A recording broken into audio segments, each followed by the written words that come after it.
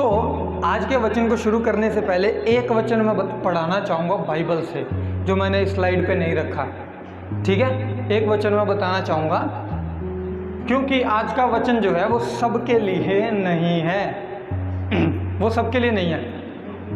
ठीक है, आज हम बात करने वाले हैं मिल्कीसिदक के बारे में, महायाजक के बारे में। हमारा महायाजक यीशु मसीह, उसके बारे में बात करने जा रहे हैं। और आज जो बात करने वाले हैं हम, वो हैं सख्त खाना। ये है मैच्योर लोगों के लिए, जो प्रभु को समझते हैं और जो प्रभु के बारे में और सीखना चाहते हैं। ठीक है, इब्रानियों की पत्री 5 अध्याय 11 से 13 तक।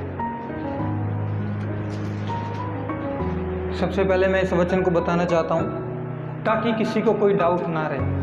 ठीक है, क्योंकि आज की जो टीचिंग या जो स्टडी है, जो मैं आपको बताना चाहता हूँ, वो हमारे यीशु मसीह के बारे में है।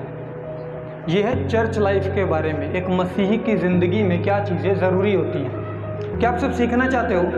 क्या आप जानना चाहते हो? आपको पता है कुछ इब्रानी शब्दों के अंदर बहुत सारी बातें छुपी हैं। अगर हम उनको समझें, उसको सुने अच्छे से, तो हम काफ़ी कुछ अपने जीवन में जो हमारी आशीषें रुकी हुई हैं उनको अचीव कर सकते हैं। हम उनको वापस अपने जीवन के लिए खोल सकते हैं। हालेलुया। जब मैं बोलूं तो आपको जवाब देना है। ठीक है, पढ़ें। यहाँ पे लिखा है, इसके विषय में हमें बहुत सी बातें कहनी हैं जिनका समझना भी कठिन है, इसलिए कि तुम ऊंचा सुनने लगे हो। अब ये किसकी बात कर रहा है? ये बात कर रहा है मिल्कीसिदक की। यानी कि पुराने नियम के अंदर, उत्पत्ति 14 के अंदर, जब अब्राहम से परमेश्वर का महायाजक मिलता है जिसकी कोई वंशावली नहीं है, ये एक जैसे कहते हैं ना, मिस्टीरियस पर्सन है, रहस्यमय, जिसकी कोई वंशावली नहीं है, जिसके बारे में कोई कुछ नहीं जानता। सिर्फ इतना हम जानते हैं कि ये परम प्रधान ईश्वर का याजक होके आया। इसकी कोई वंशावली नहीं है, ना इसके पीछे कोई, ना इसके आगे कोई। ये एक अकेला मात्र परमेश्वर का याजक है जो परमेश्वर के दास अब्राहम से मिला। तो कहता है इसके बारे में हमें बहुत कुछ बातें बतानी है जिसका समझना कठिन है, यानी हर कोई नहीं समझ सकता इसके बारे में। हालेलुया। अगर आज आपको इसको सुनते हो नींद भी आ जाए ना, तो भी मैं आपको नहीं बोलूँगा। अगर आप सोना भी चाहो तो सो सकते हो, कोई बात नहीं, क्योंकि ये टीचिंग सिर्फ उसी को समझ आएगी जो प्रभु से सीखना चाहता है और जो प्रभु से प्यार करता है, जो जानना चाहता है कि परमेश्वर के बारे में और ज़्यादा गहरा क्या है। हालेलुया। तो आप सब तैयार हो ना? तो यहाँ पे लिखा है कि तुम ऊंचा सुनने लगे हो।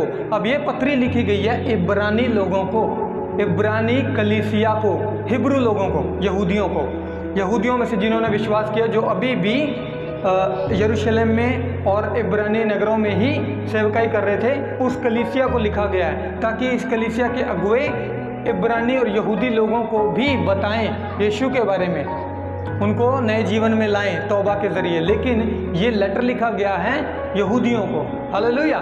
तो ये जो बातें इसके अंदर लिखी हैं, पर्दा, मिल्कीसिदक और जो वाचा का तंबू, संदूक और जो भी बातें की गई हैं, वो सारी तोरा से मिलती है, पुराने नियम से, व्यवस्था से। ठीक है, तो व्यवस्था में से ही यीशु को दिखाया गया है, यीशु कहाँ पे है। हालेलुया। तो ये बैकग्राउंड है इसका। अब हम आगे सुनेंगे। ये कहता है, समय के विचार से तो तुम्हें गुरु हो जाना चाहिए था, तो भी यह आवश्यक हो गया है कि कोई तुम्हें परमेश्वर के वचनों की आदि शिक्षा फिर से सिखाए। वो कहता है, जितना समय तुमने प्रभु में लगाया है ना, जितना समय तुमने परमेश्वर के भवन में और उसको जानने में, उस रीति रिवाज में लगाया है, जितना तुमने व्यवस्था में अपना समय लगाया है, उतने हिसाब से तो तुम्हें गुरु बन जाना चाहिए था, तुम्हें सिखाने वाला हो जाना चाहिए था। लेकिन तुम तो अभी भी सीख रहे हो, तुम्हें अभी भी व्यवस्था की पूरी बातों का ज्ञान नहीं है। तो वो बात करता है कि समय के हिसाब से तुम्हें गुरु हो जाना चाहिए। तुम तो ऐसे हो गए हो कि तुम्हें अन्न के बदले दूध ही चाहिए। दूध कौन पीता है? कौन? बच्चे हैं ना, शिशु होते हैं, छोटे बच्चे, वो दूध पीते हैं। और रोटी कौन खाता है? बड़े, जो मैच्योर होते हैं, जिनके दांत आ जाते हैं। ठीक है, रोटी वो खाते हैं ना। मसीहत के अंदर भी कुछ बच्चे मसीह हैं, कुछ मैच्योर मसीह हैं। बच्चे मसीह कैसे हैं? जो 4 वचनों को सीख लेंगे और फिर बोलेंगे दशमांश तो है ही नहीं, या ये चीज़ें तो है ही नहीं, वो चीज़ें तो है ही नहीं। तो उनका क्या कहने का मतलब है कि हमें वो सब नहीं करना, ये तो व्यवस्था की बात है। आज हम दशमांश के विषय में ही बात करेंगे। हालेलुया। दशमांश की टीचिंग के बारे में बात करेंगे। और हाँ, फिर से मैं कह रहा हूँ, ये टीचिंग सबके लिए नहीं है। अगर कोई नहीं सुनना चाहता तो सो सकता है, कोई प्रॉब्लम नहीं है। और अगर कोई सीखना चाहता तो आप अपना दिल थाम के बैठो, बहुत कुछ है इसके अंदर आशीष से भरा हुआ। हालेलुया, जो आपको उन्नति और तरक्की की ओर लेके जाएगा। आमीन। सो यहाँ पे लिखा है कि तुम्हें अन्न के बदले अभी दूध ही चाहिए, क्योंकि दूध पीने वाले बच्चे को धर्म के वचन की पहचान नहीं होती, क्योंकि वह बालक है। हालेलुया। लेकिन अब मैं आपको बताना चाहता हूँ कि अगर आप इस वचन के साथ सहमत नहीं होगे, तब भी परमेश्वर आपको दंड नहीं देगा, क्योंकि वो बच्चों को थप्पड़ नहीं मारता। हालेलुया। हम बच्चों को दंडित नहीं करते। अगर हम प्रभु से सीखना चाहते हैं तब हम इस टीचिंग में आगे बढ़ेंगे। हालेलुया। क्योंकि ये टीचिंग सिर्फ मैच्योर लोगों के लिए, बड़े लोगों के लिए, जो मसीहत से कुछ सीखना चाहते हैं, जो चर्च के साथ जुड़े हुए हैं। हालेलुया। तो ये कॉन्सेप्ट क्लियर है आपके लिए? कोई प्रॉब्लम तो नहीं है? अब मैंने आपको बता दिया कि जो ये वचन होगा ये सिर्फ मैच्योर लोगों के लिए। आप रेडी हो ना? चलते हैं वचन में, स्टोरी में चलते हैं। उत्पत्ति की किताब निकालो पहली, उसके 14 अध्याय और 18 वचन से हम पढ़ना शुरू करेंगे। उत्पत्ति 14:18 से हम पढ़ेंगे। ये कहानी है अब्राहम की, जब वो राजाओं को हराकर सदोम और अपने भतीजे लूत को बचा के लेके आया। लूत को बचा के लाया और वहाँ से जितना भी माल उसने लूटा था, क्यों पुराने नियम में क्या होता था, पुराने लोग जब किसी नगर पे हमला करते थे, जब वो उस नगर को जीत लेते थे, तो उस नगर के आदमी औरतों को गुलाम बना लेते थे, यानी अपना दास बना लेते थे, और जो कुछ उनका होता था उसे वो लूट लेते थे। ठीक है, तो पहले ये सब चलता था। अब्राहम अपने भतीजे को जब बचा के लाया जंग से, और उसके साथ जो भी वो माल लूट कर लाया, तो रास्ते में उससे कोई व्यक्ति मिलता है, जिसके विषय में बाइबल बताती है, हम पढ़ेंगे। तब शालेम के राजा मिल्किसदेक, जो परम प्रधान ईश्वर का याजक था, रोटी और दाखमधु ले आया। हालेलुया। रोटी और दाखमधु किसको दर्शाता है? किसको? प्रभु भोज, कम्युनियन। तो यहाँ पे मेरा मानना है कि ये यीशु मसीह है जो इससे मिलने आया। हालेलुया। यीशु मसीह जो इससे मिलने आया। रोटी और दाखमधु क्यों लेके आया? क्योंकि अब्राहम जंग से आया है, थका हुआ आया है, उसे भूख भी लगी हो सकती है, क्योंकि सफ़र के दौरान क्या खाने को हुआ, वो आया है। ये मेरा ओपिनियन है, मैं ये किसी को ऐसा बता नहीं रहा कि ऐसा ही होगा, स्कॉलर्स कुछ और बोलते होंगे, लेकिन मैं आपको बताना चाहता हूँ कि यहाँ पे रोटी और दाखमधु रिप्रेजेंट करती है मसीह की मौत को।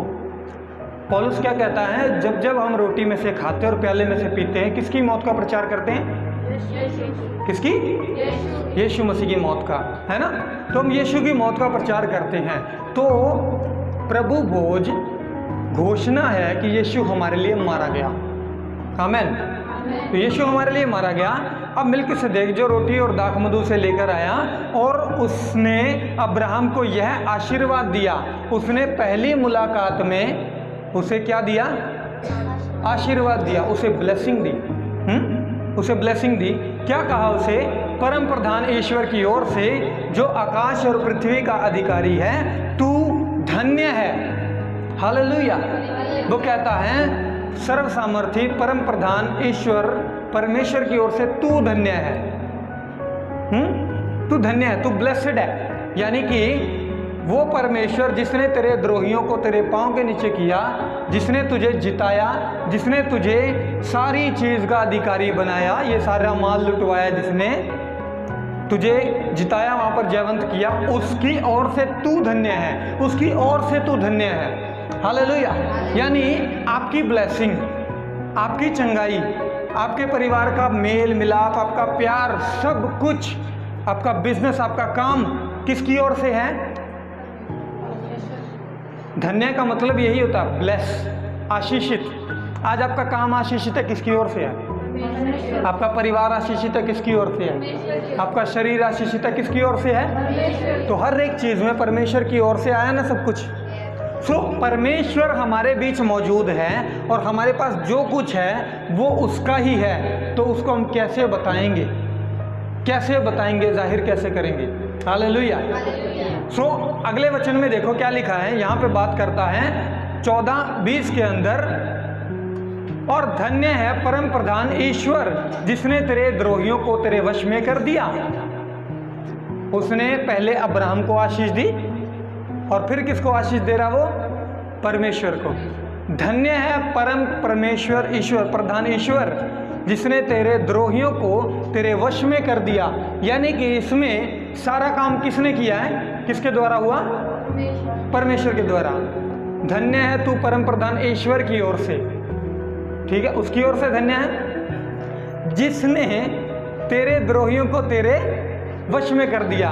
यानी अब्राहम की अपनी शक्ति से, अपनी पावर से कुछ हासिल किया गया नहीं था, वो सब कुछ किसके द्वारा था? परमेश्वर के द्वारा। हालेलुया।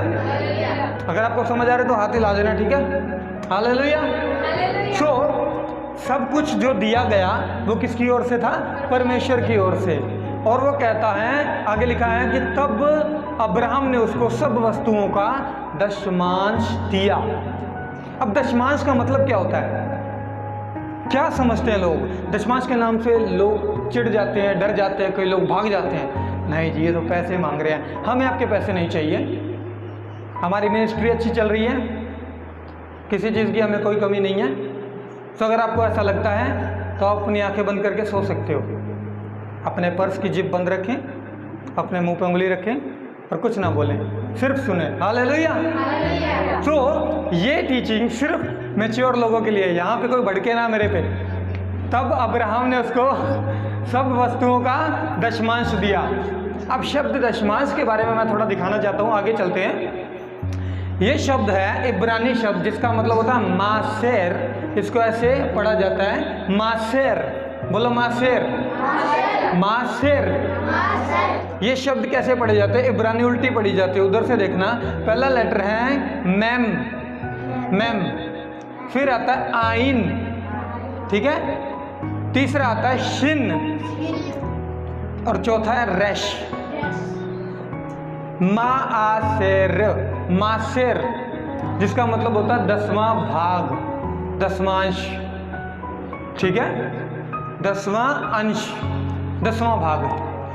कई लोग 2%, 2.5%, 3%, 4% निकालते हैं। लेकिन प्रभु आपके जीवन में जो कुछ भी दिखाता है, जो कुछ भी आप अपने जीवन में अच्छा देख रहे हो, वो किसकी ओर से आया है? तो परमेश्वर का भी उसके अंदर हिस्सा है ना, मदद तो उसने भी की है। हालेलुया।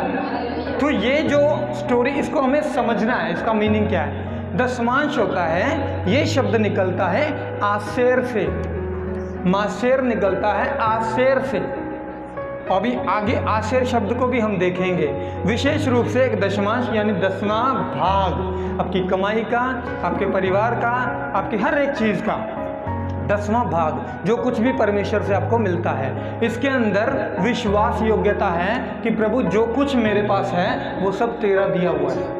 हालेलुया। जो कुछ प्रभु मेरे पास है वो तेरा दिया हुआ है, वो मेरा नहीं है। सो हम ये विश्वास योग्यता दिखाते हैं। वो व्यक्ति के बारे में आपने सुना है, 5 तोड़े, 2 तोड़े और 1 तोड़े वाला, जिसको उसके मालिक ने पहले एक को 5 तोड़े दिए, एक को 2 दिए और एक को 1 ही दिए। तो जिसके पास 5 थे उसने 5 और कमाए। उसने कैसे कमाए काम? 5 और। पता कैसे कमाए होंगे? आपको क्या लगता है कैसे कमाए होंगे? उसने उन 5 को इन्वेस्ट किया कहीं ना कहीं, उसने कहीं ना कहीं उस पैसे को लगाया, तो उन पैसों का डबल उसके पास आया। हाँ के ना? ऐसे आप मुझे 5 के बदले 5 और कमा के दिखाओ, डबल करके दिखाओ। एक का डबल, एक का डबल, याद है ना? ये वो चीज़ नहीं है। यहाँ पे बुद्धि की बात है, उन्होंने बुद्धि का इस्तेमाल किया। उन्होंने जो उनके पास था, उन्होंने क्या किया? उन्होंने उसका इस्तेमाल किया उसको डबल करने के लिए। आज हमारे पास भले ही 10 लोग हैं, हम उसको डबल करते हैं, मल्टीप्लाई करते हैं। कैसे करते हैं? एक दूसरे को बता के, एक दूसरे के पास जाके हम उसको मल्टीप्लाई करते हैं। हालेलुया। सो वो ब्लेसिंग दूसरे के जीवन में जाती है हमारे थ्रू। हमारे पास जो आशीष है वो दूसरे के जीवन में जाती है जब हम उससे मिलते हैं। आमीन।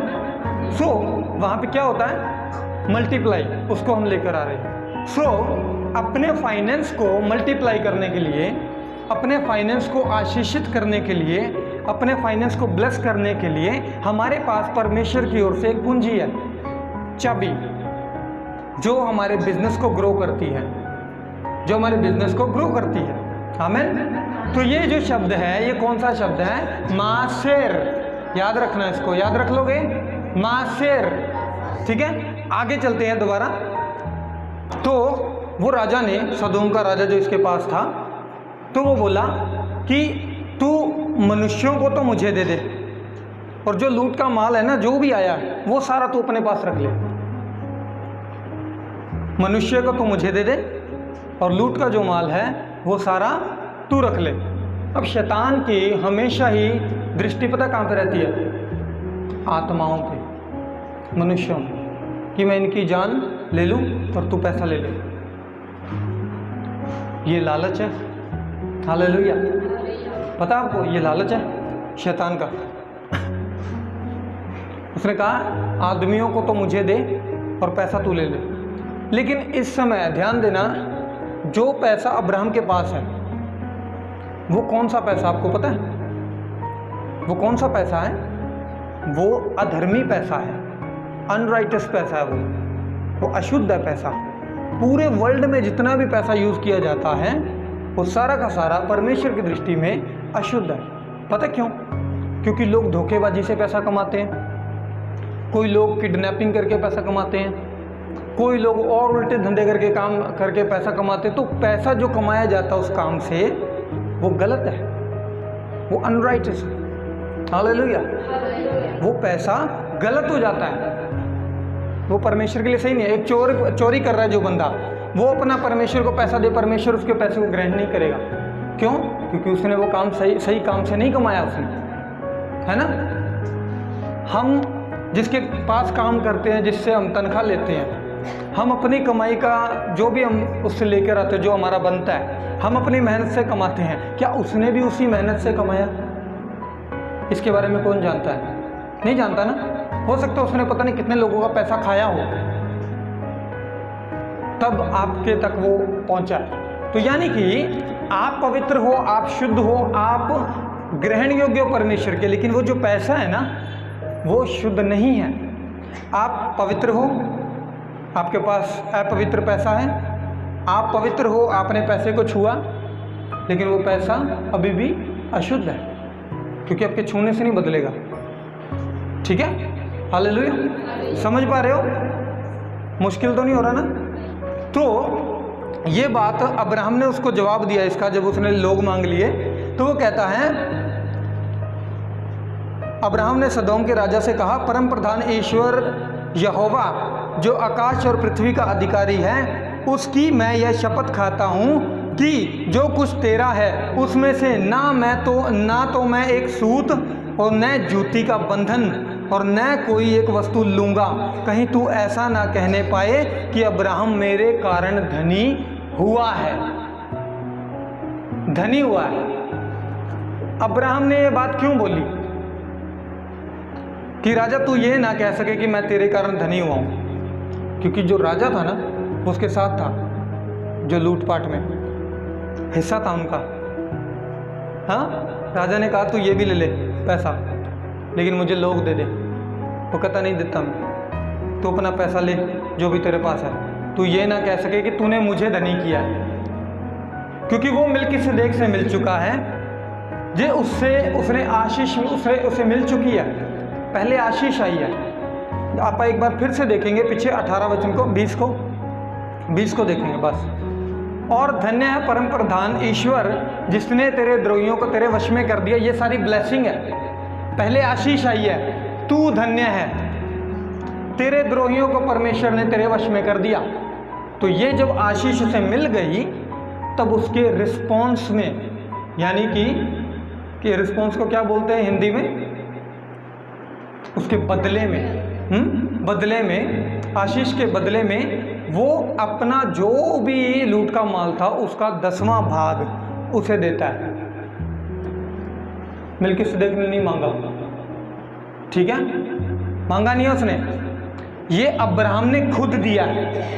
और बहुत सारे लोग बोलेंगे, जो ग्रेस के टीचर है वो कहेंगे दशमांश तो अब है ही नहीं, अनुग्रह के अंदर तो दशमांश ही नहीं है।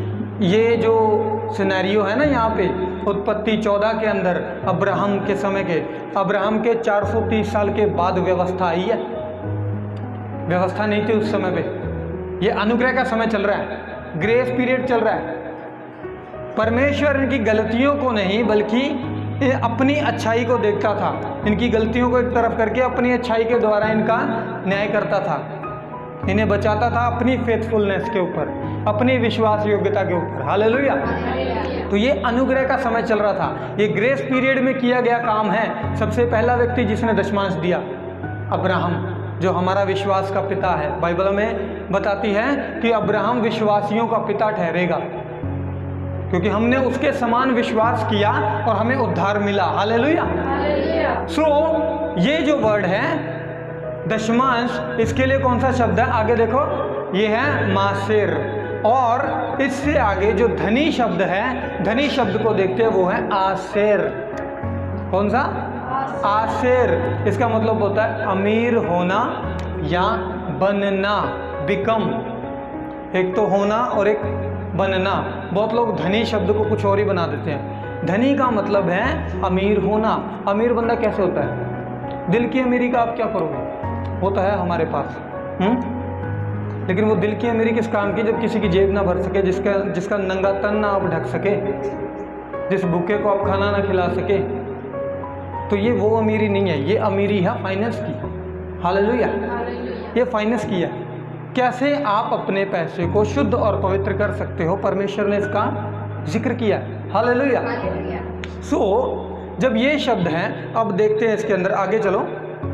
अब एक शब्द है मासेर यानी दशमांश, ठीक है, और उसी के नीचे शब्द है आसेर यानी कि धनी। तो इनके स्पेल देखना आप, बिल्कुल सेम स्पेल है, एक ही इसके जो है क्या बोलते हैं अल्फ़ाबेट है, अक्षर जो है सेम है, सिर्फ मैम पहला शब्द है जो दशमांश में से, मैम आइन शिन रेश। आप मैम को निकाल दो पहले शब्द को, तो ये जो तीन है ये एक जैसे बन जाएंगे। हालेलुया। क्या आपको समझ आ रहा है? ये रेवलेशन है, ये प्रकाशन है, और प्रकाशन कभी बदलता नहीं, ये हमेशा नया रहता है। आमीन। क्या आपको मेरी बात समझ में आ रही है या नहीं आ रही? अगर नहीं आ रही तो भी कोई बात नहीं। हालेलुया। लेकिन आशीष छुपी है इसके अंदर। आमीन। हम पहले शब्द को जब हटाते हैं तो हमें क्या मिलता है नीचे? धनी। धनी यानी कि आपका धनी होना किस में छुपा है? दशमांश में। हालेलुया। धनी होना चाहते हो? हाँ के ना? नहीं चाहते हैं ना? नहीं चाहते सभी हैं, बोलता कोई नहीं, बोलता कोई नहीं। हालेलुया। क्या आप धनी होना नहीं चाहते? प्रभु ने बोला है मेरी निज प्रजा पूरे पृथ्वी में सबसे अलग दिखाई देगी, सबसे ऊंचे पर रहेगी। कैसे? आज यहूदी लोग इतने ज़्यादा अमीर क्यों? आपको पता है अमीर क्यों वो लोग इतने?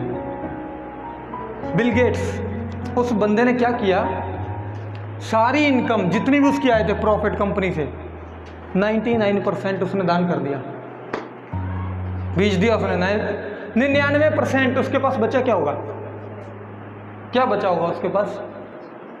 99% उसने दान कर दिया। लेकिन अगले ही टाइम के अंदर वो बंदा उससे डबल का मालिक हुआ है।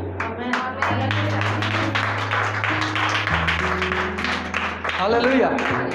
आपको पता है ये जो हम देखते हैं गैर विश्वासी लोग, ये दान करते हैं, बहुत दान करते हैं, कहीं भी दे देते हैं, किसी को भी दे देते हैं, कैसे भी दिया। इन्होंने पता है एक बात बोलनी होती है, यार किसी को दे दो पुण्य लगेगा, हाँ के ना बोलते हैं ना।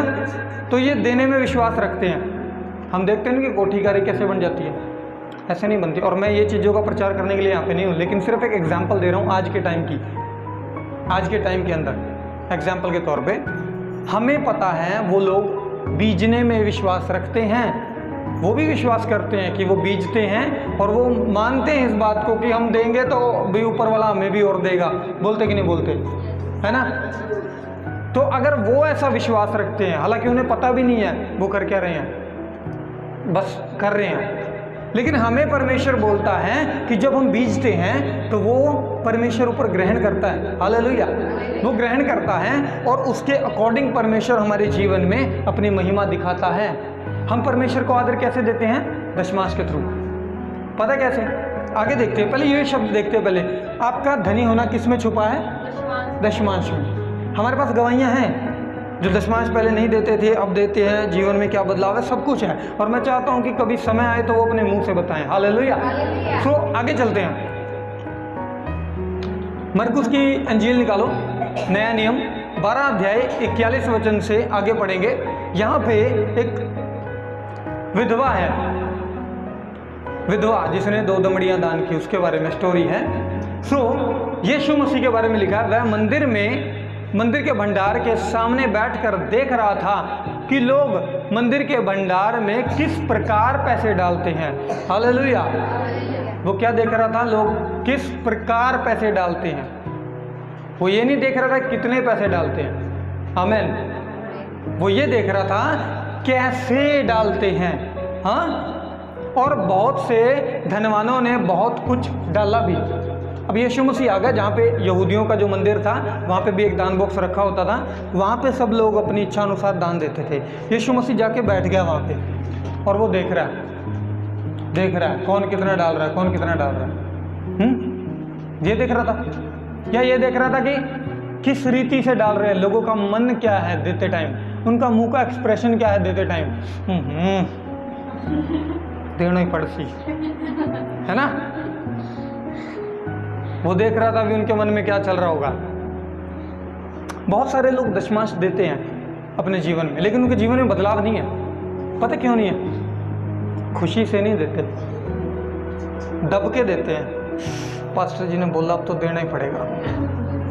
अरे भैया नहीं चाहिए आपका दशमांश, ऐसे मन से दोगे तो नहीं चाहिए, प्रभु को भी नहीं चाहिए, क्योंकि प्रभु खुशी से देने वाले को पसंद करता है। हालेलुया। उसके बारे में भी देखेंगे। आप आगे क्या लिखा है यहाँ पे देखो, यीशु मसीह बैठ के देखने लगा कि वो लोग किस प्रकार डाल रहे हैं, और बहुत लोगों ने बहुत कुछ डाला। इतने में एक कंगाल विधवा आई, ये मुझे बड़ा पसंद है। एक कंगाल विधवा आई, आकर 2 दमड़ियाँ जो एक अधेले के बराबर यानी 1 पैसे के बराबर है डाल दी। 2 तांबे की सिक्के डाल दिए उसने, यानी कि उसके पास सिर्फ यही था। सारा टोटल जितना भी उसके पास अमाउंट थी वो सारी की सारी प्रभु के पास रख दी। इसको पता क्या दर्शाया गया? मैं तुझ पे निर्भर, मेरा पैसा मेरा मालिक नहीं है, मेरा मालिक कौन है? तू। मेरा पालन पोषण कौन करेगा? वो विधवा थी। सोच के देखो, उसके जीवन में उस समय पे एक समय का खाना उसके पास था, लेकिन वो आई प्रभु के भवन में, क्या दिखाने आई? मुझे अब भी तुझ पे विश्वास है कि तू मुझे उन्नत करेगा। हालेलुया। ये मुझे अब भी विश्वास है प्रभु, भले मेरे पास कुछ भी नहीं है, फिर भी मुझे विश्वास है कि तू मुझे ऊंचा उठाएगा। एक प्रभु के दास की स्टोरी बताता हूँ आपको, छोटी सी स्टोरी। वो आता जाता था चर्च में, बड़ा फेथफुल था, हर बार उसने कुछ ना कुछ डालना है। एक बार उसके पास पैसे नहीं थे, कहता प्रभु मैं खाली नहीं जाना चाहता। मेरे पास्टर ने मुझे सुनाई थी ये स्टोरी, मैं खाली नहीं जाना चाहता प्रभु। उसने पता क्या किया? अपनी शर्ट का बटन तोड़ के वो डाल दिया। परमेश्वर ने उसे एक मिल का मालिक बना दिया कपड़े की।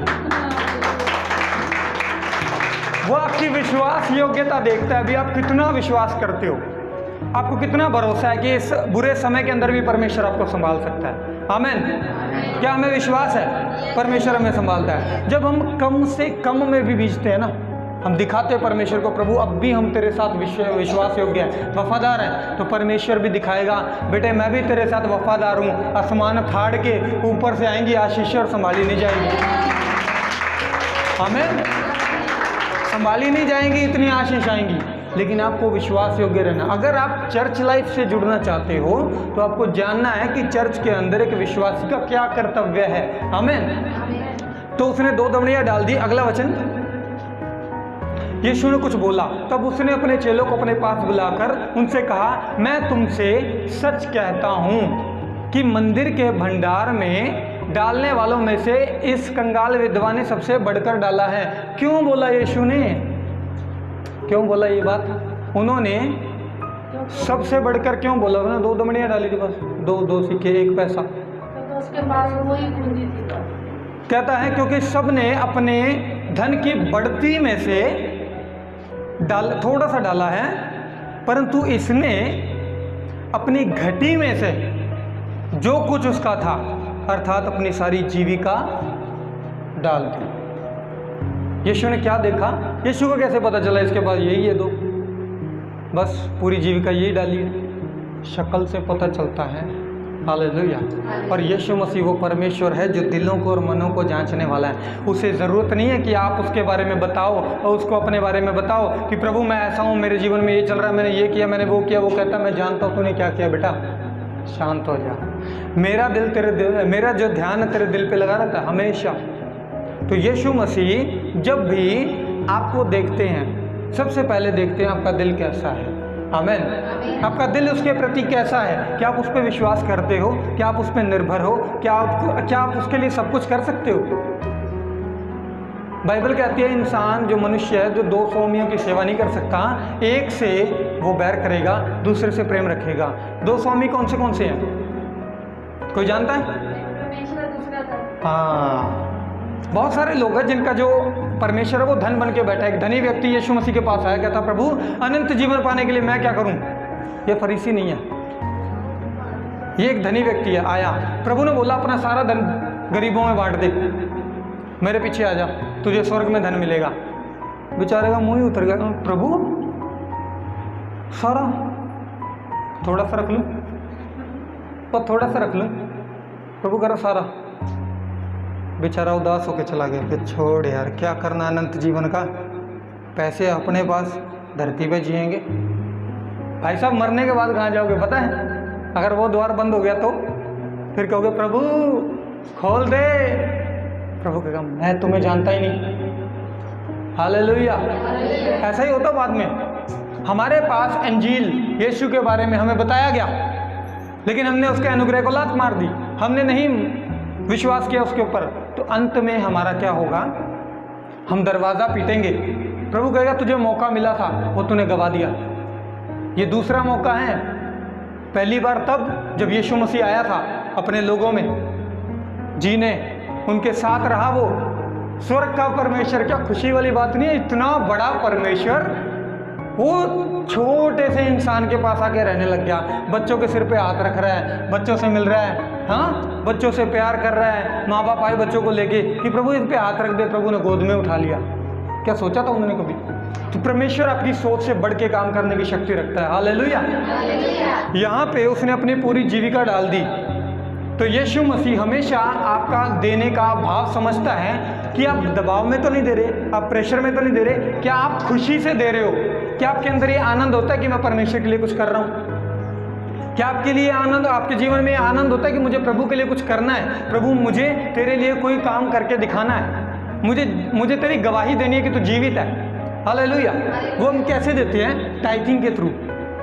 टाइथिंग पुराने नियम की नहीं है, ये न्यू टेस्टामेंट में भी लागू होती है। नए नियम में इसको बोलते हैं गिफ्ट, ऑफरिंग। उसको आप टाइथिंग से भी ज़्यादा दे सकते हो, वो आपकी मर्जी है। हालेलुया। अगला वचन देखते हैं, लूका 6:38 के अंदर प्रभु बात करते हैं, दिया करो तो तुम्हें भी दिया जाएगा। ये सुन क्यों बोली ये बात? दिया करो तो तुम्हें भी दिया जाएगा। हम तो दे देंगे, हमें कौन देगा? आगे देखो, कहता है लोग पूरा नाप दबा कर और हिला हिला कर और उभरता हुआ तुम्हारी गोद में डाल देंगे। लोग आप दे रहे हो, लोगों को ही आप दे रहे हो चर्च में। परमेश्वर लोगों को उत्साहित करेगा जो आपकी गोद में भरपूर मात्रा में डालेंगे, ला ला के, दबा दबा के, हिला हिला के। एक गट्टे में डाल देना कुछ आपा भर गया, फिर दबाते उसको, फिर हिलाते हैं, फिर ठोकते हैं और फिर भरते हैं। ऐसे दबा दबा के आपको आशीषों की भरमार मिलेगी। आप हर हिस्से के अंदर ऊंचाई देखोगे, तरक्की देखोगे। हालेलुया, ऐसे ही आएगा। सो कहता उभरता हुआ तुम्हारी गोद में डालेंगे, जिस नाप से तुम नापते हो तुम्हारे लिए भी नापा जाएगा। यानी तुमने जितना नाप रख लिया ना, मुझे इतना करना है, इतना ही आएगा।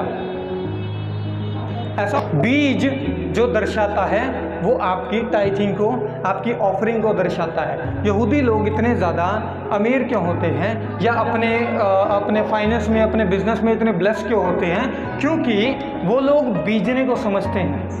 वो जानते हैं बीजने का मतलब क्या। उनके विश्वास के पिता ने, उनके अब्राहम ने, जो उनका यहूदियों का पिता है, जो उनकी पूरे वंश का जनने वाला है, उसने भी दशमांश को दिया। लेकिन लेवीय याजक परंपरा के अनुसार, लेवियों के अनुसार ओबीडियंस यानी आज्ञाकारिता पे आशीष आती है। आप दशमांश दोगे तो आशीष आएगी, दशमांश नहीं दोगे तो आशीष नहीं आएगी। ये लेवियों की परंपरा है। लेकिन मिल्किसदेक याजक जो हमारा प्रभु यीशु मसीह है, उसकी रीति क्या है? पहले आशीष, पहले ब्लेसिंग, पहले उद्धार, पहले छुटकारा, पहले महिमा दिखाएगा वो अपनी, उसके बाद आप रिस्पॉन्स करते हो टाइथिंग में। क्या आप सबने आशीष पाई है? क्या आप सबने प्रभु से ब्लेसिंग पाई है? क्या आपने छुटकारा पाया अपने जीवन में? अब कैसे रिस्पॉन्स करोगे? मैं नहीं बोल रहा कुछ भी। हालेलुया। सो इसीलिए मैं बोलता हूँ बार बार कि ये टीचिंग सिर्फ उनके लिए जो प्रभु से सीखना चाहते हैं। सोच के देखो हम कैसे प्रभु को महिमामय करते हैं, कैसे करेंगे, हम अपना रिस्पॉन्स कैसे देते हैं। हमारे पास और क्या है? हर एक चीज़ किसके द्वारा आती है? प्रभु कहता है कि ये चिंता ना करो कि क्या खाओगे। अब खाना कैसे आएगा? ये चिंता मत करो कि क्या पहनोगे। कहां से? समझ रहे हो ना? तो सारी चीजें परमेश्वर क्या बोलता है? तुम परमेश्वर के धार्मिकता की और राज्य की खोज करो, तो ये सारी वस्तुएं तुम्हें परमेश्वर के राज्य में से, परमेश्वर के वचन में से हमें चाबी दी गई है, टाइथिंग। सारी चीजें पीछे आएंगी। आमीन। बड़े बड़े जितने भी लोग हैं वो सब के सब दान देने को विश्वास करते हैं, चाहे वो गैर विश्वासी है, चाहे यहूदी है, चाहे क्रिश्चियन लोग हैं। आज फॉरेन कंट्री से क्रिश्चियन कम्युनिटी को इतना पैसा क्यों आता है? वो दान करते हैं। जहाँ तक सुसमाचार नहीं गया वहाँ पे जाना चाहिए। दशमांश किस काम के लिए यूज़ होता है? वो चर्च के काम के लिए यूज़ होता है। पास्टर अपने लिए यूज़ नहीं कर सकता उसको। वो चर्च की सारी जो भी भरपूरी, जो भी चीज़ चाहिए उसका इंतज़ाम करना, खाना, साउंड और जो भी कुछ हमें चाहिए, जो भी हमें फ़ैन वगैरह हो गए और जो कुछ दरियाँ बैठने के लिए जो कुछ भी चाहिए, हर एक चीज़ चर्च के लिए होती है। वो पौलुस कहता है कौन ऐसा व्यक्ति है जो भेड़े पालता है और उसका दूध नहीं पीता? भेड़ों की देखभाल करे, उसका दूध ना पिए।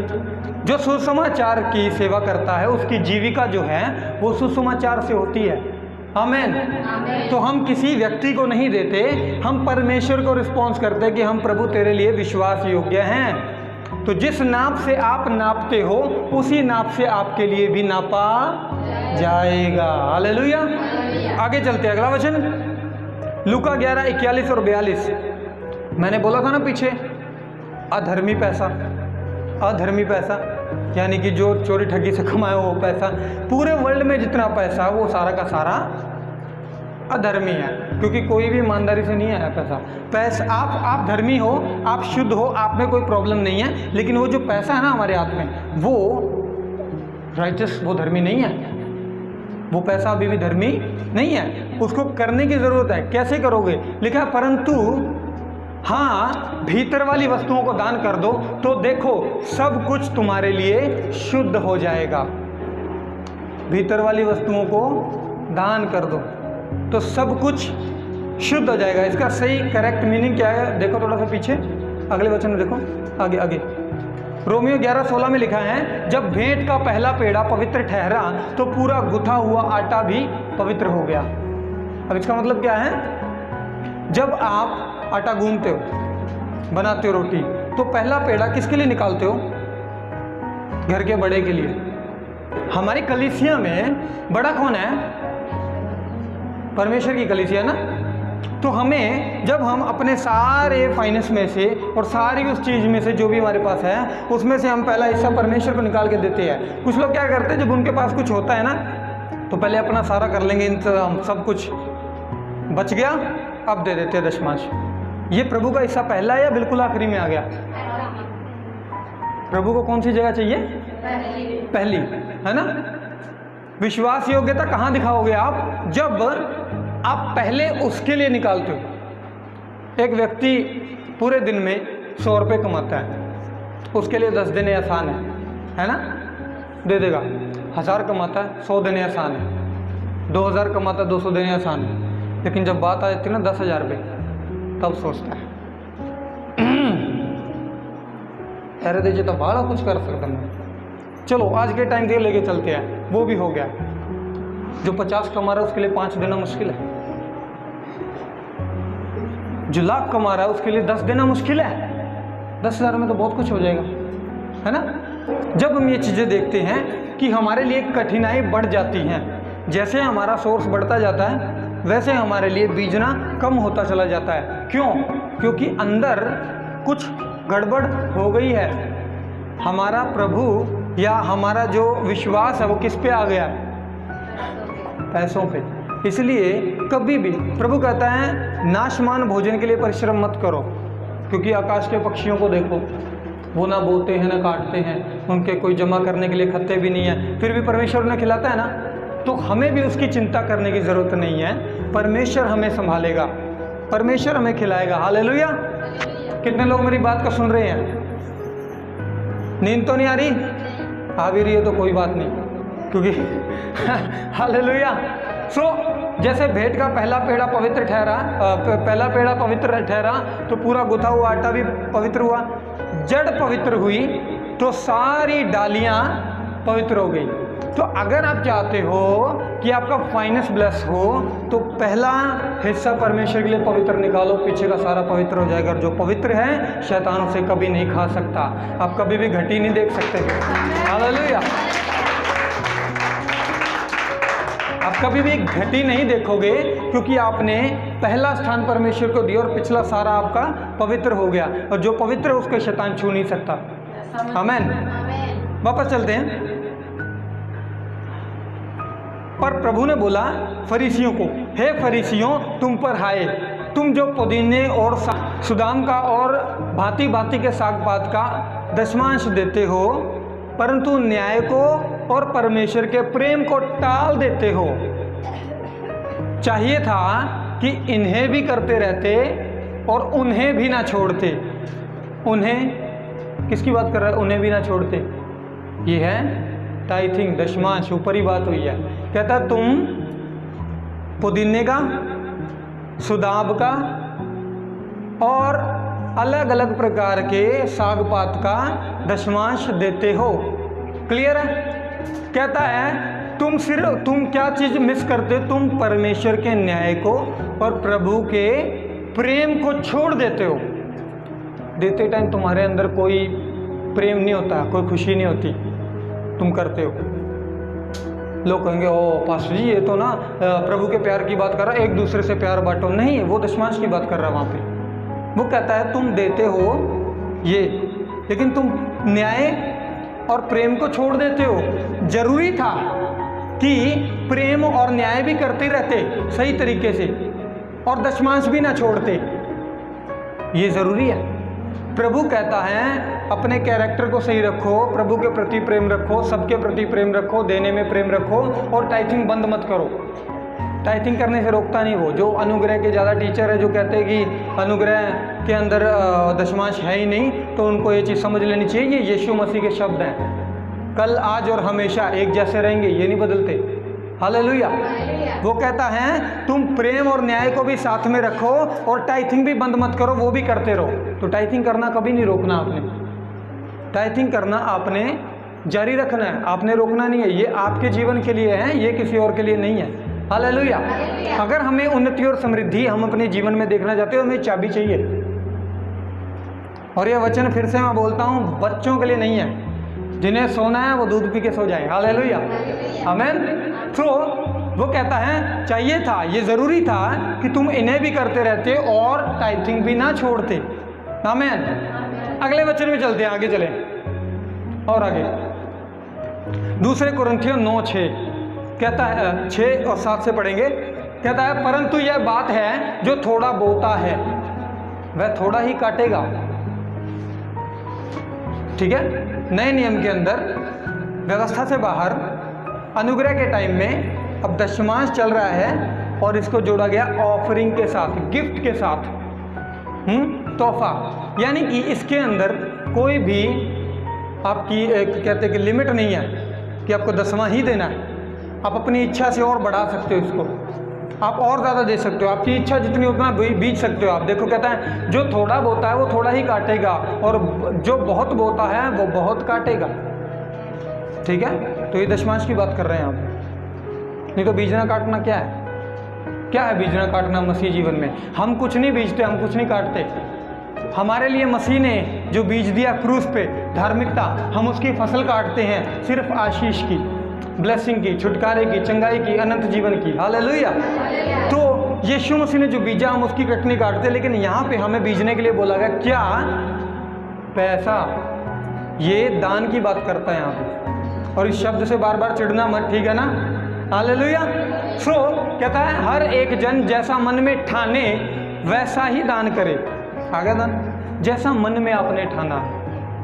ये नहीं है कि पास्टर ने बोला कि 2500 रुपये लेके आओ, 5000 लेके आओ तो लेके ही आने हो जाओ। हो पास्टर जी अपना तो बन ही नहीं रहा इतना। ऐसे प्रचारक को कभी नहीं सुनना, ना ही ऐसे प्रचारक को देने की ज़रूरत है जो अपने मुंह से मांगता है। वो क्या कह रहा है? वचन में क्या लिखा है? जैसा हर एक जन अपने मन में ठाने, जैसा आपको आपके मन में आया, जितना भी आया आपने वैसा ही दान करना, ना कुड़ के और ना दबाव से। ठीक है, अगर कुड़कुड़ा रहे हो देना ही पऊगा, हूँ तो घरे ना कुछ पे हूँ इधर देना ही पैना लगता, पास्टर ने किया है, नहीं ये काम नहीं करना, नहीं ले जाओ अपना पैसा वापस। प्रभु को ग्रहण नहीं है ये चीज़ें प्रभु को ग्रहण नहीं है ऐसे। दूसरा दबाव से, अगर दोगे तो आशीष है, नहीं तो नहीं है, तब भी ले जाओ अपना पैसा, नहीं चाहिए दशमांश। प्रभु तब भी आशीष देगा जब आप नहीं दे रहे, प्रभु अब भी आशीष देगा जब आप दोगे। हालेलुया। लेकिन ये जो वचन ये मैच्योर लोगों के लिए है, बच्चे मसीहों के लिए नहीं है। ये जो बालक है ना मसीह में अभी, जिनको पता नहीं है वचन का, उनके लिए नहीं है ये। उनके लिए तो मैंने बोला सो जाओ